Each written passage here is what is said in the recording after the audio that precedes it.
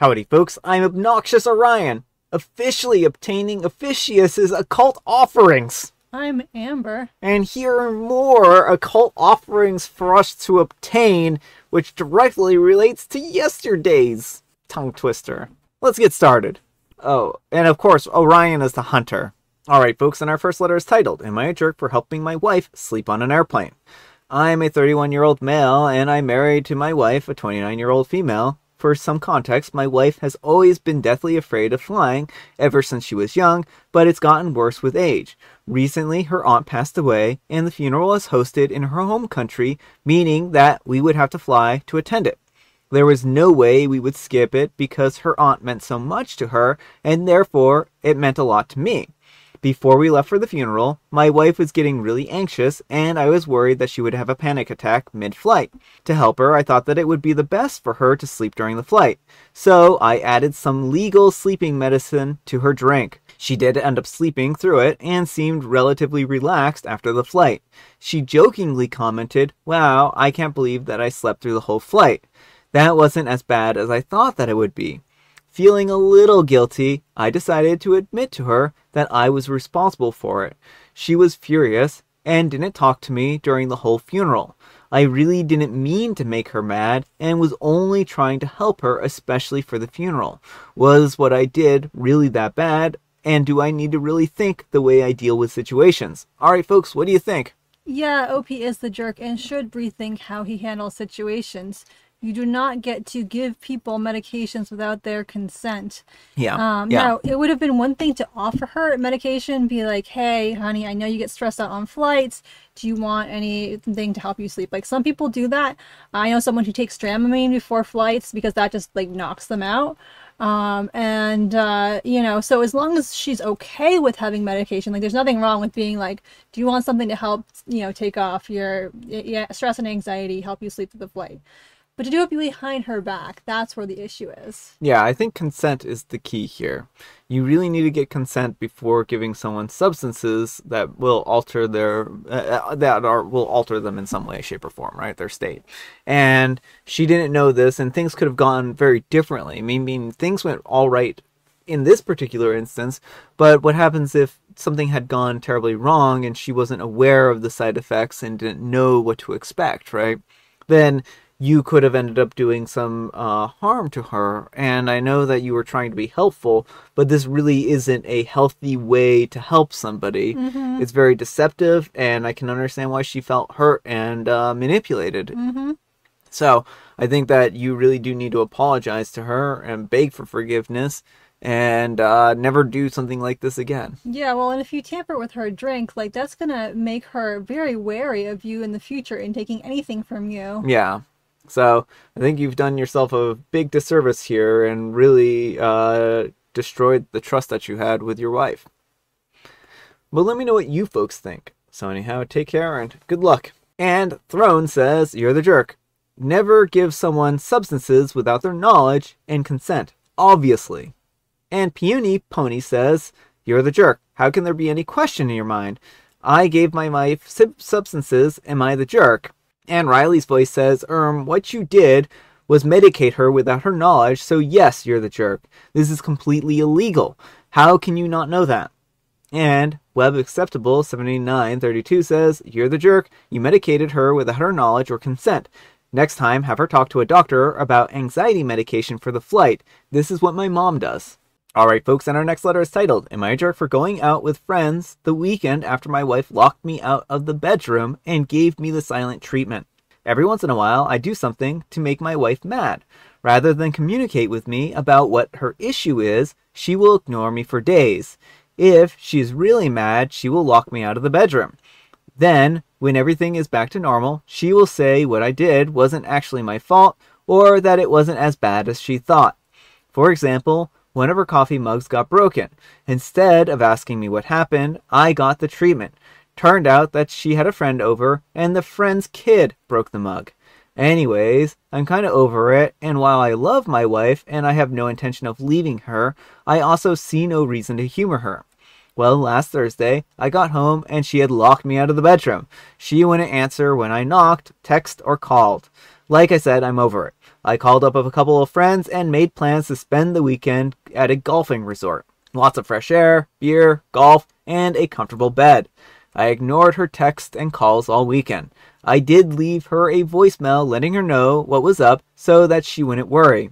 I had a great weekend with my boys. When I got home, she was out of the bedroom and ready to fight. So was I.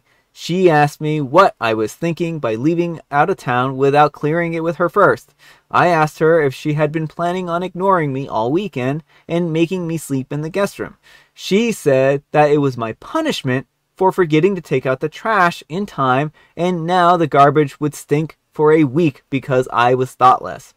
I laughed in her face. I took her over to the calendar and I asked her to point to the date that I missed taking out the trash. She looked at the calendar but would not point at it because it was her turn. She said that was no excuse for me to blow a bunch of money on a weekend. I asked her why I should sleep in the guest room and not with my wife when the thing that upset her was her own mess up. She said that she made a mistake and that I should have pointed it out instead of leaving.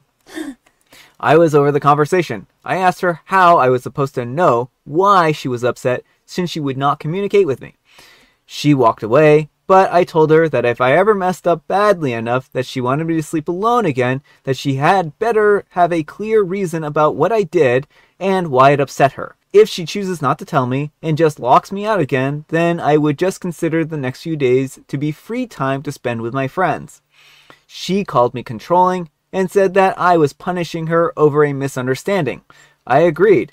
She misunderstood that it was her turn to do a chore.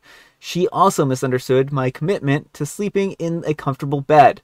And she's very much mistaken if she thought that I would put up with it ever again. She's mad, but not enough to lock me out. Alright, folks, what do you think? No, I don't think OP's a jerk here. I think this is a very unhealthy situation. Now, I know OP says he doesn't want to leave his wife, so I would say marriage counseling ASAP. What she is doing is emotional abuse. Like, she is punishing you for something. Okay, adult partners do not punish their partners. If you see it as punishing, that's like your first step. Yeah. You know, they need to be able to have healthy discourse. But she just gives him the silent treatment and won't even let him know what he supposedly did wrong, so he can't even, like, have any idea. He's just supposed to, like, be punished for a weekend, and then she comes back and is like, oh yeah, actually my friend's kid broke that mug, or I forgot to take out the trash, or whatever. And so he spent the whole weekend being shut out and, you know, ignored for something he didn't even do. Yeah, I think if you're stonewalling your partner, that's emotional abuse, and there's no need to be doing that. What she's doing here is completely wrong, and it's unacceptable. She should not be doing this. And like Amber said, if this relationship is something that OP wants to salvage, then I think marriage counseling is absolutely necessary. And maybe this is what she needs in order to get over her attitude and start actually having reasonable discourse, because he's not going to put up with it anymore. And maybe just ignoring her is the best course of action, because now her punishment will no longer be effective. So maybe she's going to actually have to communicate with him instead of punishing him, right? Yeah. Because clearly this is just a ridiculous situation, and I really feel bad for OP here, but maybe that'll make her think twice and actually want to be communicative about what is making her upset. Yeah, now the only place where she may have had a point, and I don't know what their financial situation is like, I don't know how expensive the weekend out was. So it is worth, like, taking into consideration if you have shared finances. But I don't think there's anything wrong with, like, going to stay with a friend for the weekend or something like that. You know, definitely getting out of the space that she's in and not letting her get to you. Like, I think that's important. Yeah, I do too. But let me know what you folks think. So anyhow, take care and good luck. And Germanium66 says, well, you better be getting something out of this relationship for you putting up with this teenager's behavior. And OP replies, other than she's ideal, and I think that she learned her lesson. And Huts 2019-17 says, you're just an idiot. I mean, I don't think that any of this conversation is healthy at all. I mean, like, I don't know why they're calling him an idiot, but also, like, again, the whole she learned her lesson thing sounds an awful lot like what she's doing to him, right? Well, and, like, you can't fault someone for being in an abusive relationship and for seeing the good in their partner. And again, like she probably does have all kinds of what he perceives as good sides, because people who do these kinds of things tend to also be very charming when they want to be and Mm-hmm. charismatic and nice. Um, and so I think it's really not helpful to try and tell someone who's dealing with an abusive situation that you're being an idiot or Yeah, something like that. yeah, exactly. And Any Upstairs 5698 says, for goodness sake, communication is always key in a relationship. It also helps if both parties are mature adults. This union is one-sided in that regard. Unless you're an all-in for a lifetime of unexplicit Unless you're all in for a lifetime of unexplained bedroom lockouts and petty fights that often wind up with her being at fault and half apologies, I strongly suggest counseling. That is, if you don't want to free yourself from walking on eggshells and the hourly possibility of drama. And OP replies, she finally understands that her antics give me the freedom to have time away from her with my friends. Usually we plan time with my friends so she has some free time to be with her friends and see family. Now I've said that if the bedroom is locked, I'm going out for the night or weekend. Alright folks, and our next letter is titled, Am I a Jerk for Calling My Son a Disappointment After He Cheated on His Wife with Her Best Friend? I've seen some similar posts to this one on here lately, but I just wanted to post it here because I feel conflicted for hurting my son, but I also don't feel wrong. I'm a 47-year-old female and had my son Joseph, a 25-year-old male, young, and I'll admit I spoiled him whenever I could because I didn't have much to spoil him with. Taking him to the pool every Friday was a treat. I was a poor immigrant from Romania, and I kind of learned with him living in Canada. 2 years ago, after graduating from university, Joseph got married to Isabel, a 27-year-old female, and I've always loved her. Her and her parents immigrated from Portugal, so I always kind of felt kindred to them. Anyways, about half a year ago, Joseph and Isabel separated even though she was pregnant and nobody told me why. All I know is Joseph got very depressed and that made me very angry at Isabel for hurting him. About a month ago, they got back together and they've slowly been working through their issues. Except one thing Isabel made him do was tell me why they separated, and it's because I guess she realized how mad I was at her. He admitted to me that he cheated with her best friend, that he shouldn't have done it, and that he was selfish, felt like he could have it all, and when he realized how wrong he was, he told Isabella and they separated. She wanted to get back together because she strictly doesn't believe in divorce and thinks that they can work it out because she still loves him. I admire that, and I admire that he's done things to make up for it, like letting her track him, see his phone, and even tell me to hold him accountable. But I was so mad because Isabella was so sweet, and I was mad at her for no reason because of him, and he never even told me it wasn't her fault. I told him that he was a disappointment and that Isabella should have left him and that I needed some time before I saw him. My husband told me that I kicked a dog while he was down and that it's not my place to judge Isabella wanting to stay with him. Was I wrong to my son? Alright folks, what do you think? Not the jerk for telling him that, I don't remember Opie's exact wording, but that he's being a jerk. Like, what he did is horrible, especially the whole, like, well, I was gonna say especially, but like, first of all, cheating on someone while they're pregnant with their best friend, like that's like the ultimate trifecta of like bad partnership. Yeah. So that was really bad. But then letting Isabella take the fall in his parents' eyes because he's too chicken to tell them the truth and own up to the fact that he did something terrible. Like, he was being a bad person in that moment. Now, the only thing the husband is right on is that it's not Opie's place to comment on whether they should be together or not. That is up for him and Isabella to decide. But the rest of it, yeah, Opie's spot on. Yeah, I think OP has every right to be angry in this situation because she was blaming Isabella for something that she didn't do, and I can understand why she feels hurt and betrayed that her son wouldn't tell her the truth and come out and be honest with her. And anyone else, I think, should have told her, right? I think that people, I don't know why Isabella didn't didn't come forward and tell her what happened, you know? I mean, it seems like Isabella was just trying to separate from him and everything associated with him for a bit.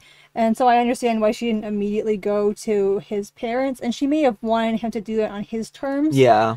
And, like, there's also the possibility of maybe they wouldn't believe her when they would believe it coming from him. Yeah.